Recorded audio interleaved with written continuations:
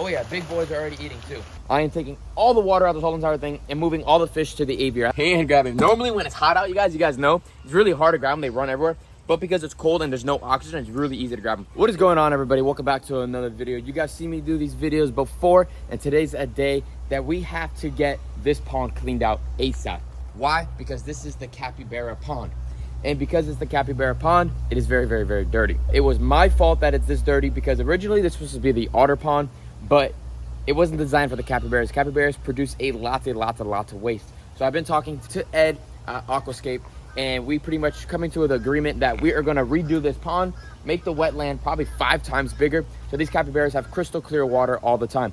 The wetland just cannot hold the overload of waste that these capybaras produce. If the wetland was bigger, it would have no situation whatsoever. So what I'm doing right now is doing a complete clean out. I am taking all the water out of this whole entire thing and moving all the fish to the aviary. I have a couple friends coming now as well. They're gonna take some nice cichlids that are in here, African cichlids and stuff. But the tilapias and everything, I'm moving over there until we get this thing bigger, because I feel bad for the fish living inside of here. The water is completely contaminated. You can see the African cichlids are already starting to pop up. They're looking for air. They're gasping for air because there's no oxygen inside of here whatsoever. So I'm gonna have to get this container, start filling it up, and start loading stuff out. Yeah, there's millions of fish inside of here. I mean, look at all the African cichlids. They're all stuck in the corners. They're everywhere. They stay in this section like crazy. Why? Oh wow, there's a lot. This is where the oxygen was at the most. So I'm gonna grab the container, look, they're all... put an aerator in there, and start going. All right, so the ducks are going ham right now, and they're getting all the fish. They are filling up their crops. I mean, they're eating freaking fingerlings the size of my pinky inside of there, swallowing these damn cichlids whole. The tilapia, the big ones, are gonna grab and bring them back. The cichlids, African cichlids, we're gonna put inside of here. This is hose water. It's perfectly fine. Sam, you can turn it off and put the aerator in here, and we're gonna start collecting and see how many we can catch. Beautiful African cichlids too. So many of them. So they're cold too, so you're able to grab them, so they're freezing up. With the aviary, they'll be a lot better because it's not lined, so it actually holds the ground temperature. So many in here, you guys. Literally hand grabbing fish. There's actually a lot. Yeah, there's so many. Hand grabbing. Normally when it's hot out, you guys know, it's really hard to grab them. They run everywhere. But because it's cold and there's no oxygen, it's really easy to grab them. We're bringing them all to new homes. So let's grab those and put them inside the container for oxygen. Look at those things. They produce like crazy. I would love to throw some of these inside of the big tank, but I'm not gonna do that whatsoever because the type of bacteria that probably live inside of this pond is ridiculous, and you do not want to put that inside there. I had my one established group of African cichlids in there, and it's the only ones I could put in there. Unless I quarantine the heck out of these guys, then I could maybe do it. If you guys see that right there, that is my first tilapia that Joey Slam actually got for me a long time ago, and he is the king, the master of all the fish inside of here. But let's keep going and grabbing these fish so we hopefully don't lose too many. Woo! Almost busted my butt. You can see they're losing oxygen quick. See? That one might be already dead. Oh no, he's alive. Yeah, they're just losing oxygen. Once we get them in there, they'll be good. But look at this, look at this. Check this out. When I grab the bottom of all the leaves, it's just disgusting of all of the capybara doo-doo is literally what it is. Yeah, it's straight poop. It's straight poop. It's literally what it is. The wetland was so overfilled that there's no more space for the crap to stay in. And that is because I haven't cleaned it out in probably about 2 months. So that's the reason why we need a bigger wetland.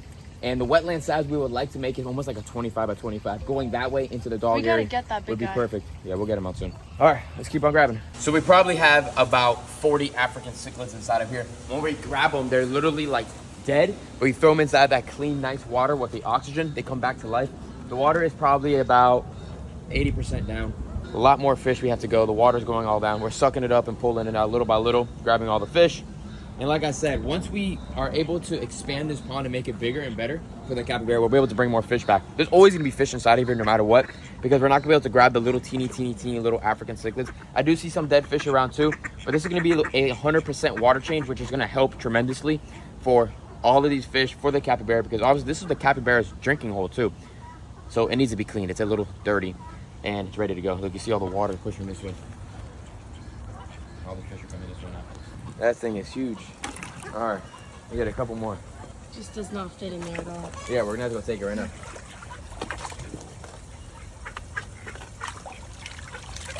Normal tilapia. All right, Let's go throw that big one inside aviary. Let's go do that. All right, this is the mama that started it all inside of this pond. You're not eating them.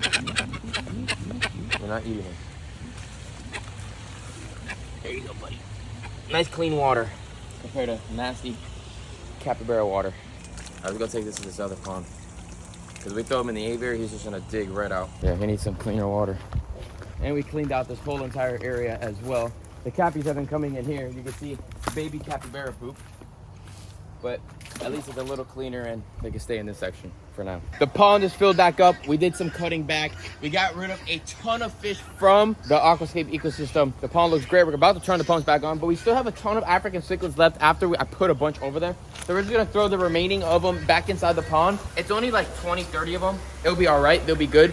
If when we clean it again, we'll take out more again if we need to, but we'll just throw all these guys back inside the pond. Here you guys go. Get out of this container. All right, here we go. 1, 2, and 3. Perfect. Perfect, perfect, perfect. Waterfall's running great. The pond looks great. The water is moving. Everything looks amazing. It is still going to be a tint color because of the fact of, like I told you guys, the cappies use the restroom here every single time. And the wetland is still too small. But at least we got everything clean. We did 100% water change, as you guys saw. We got to pick up our greens and stuff like that, but we cut back a little bit. Everything looks great. But what we are gonna do is we have a bunch of pellet right here, and we're gonna go head to the aviary and go see the fish that we released over there and see if they start eating. We put our sign up for our cassowaries, and we also got our locks in for the door of the cassowary. Check this thing out. So we got 1 and we have 2. We can enter inside of our enclosure if we want to, and then we could get right back out.